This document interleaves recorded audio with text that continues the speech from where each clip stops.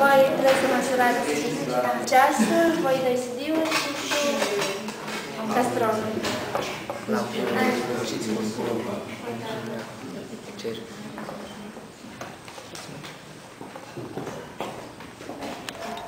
Bun. Desfășoară sfoara și măsoară lungimea ei. Robiți de închistă.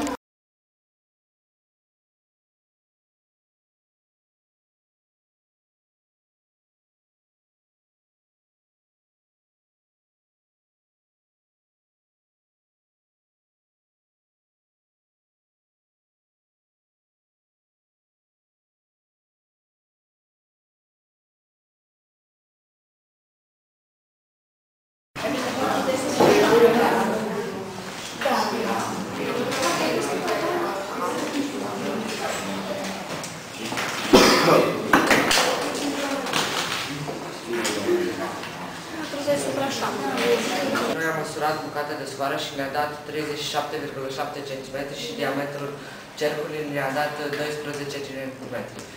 Am făcut câtul dintre lungimea sforii și diametrul. Câtul ne-a dat 3,14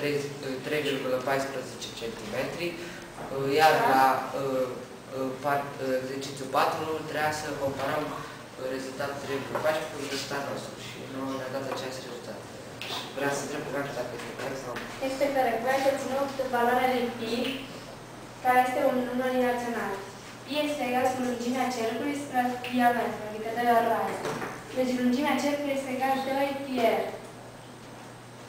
Și raza este egal cu lungimea cercului. Cristi, ne spui ce aveam de făcut?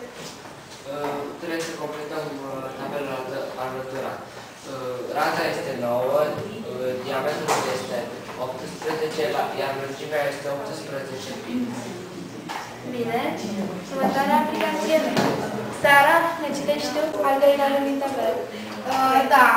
Lungimea este 6 pi și înlocuit de o formulă, diametrul este de 6 și raza este de 3.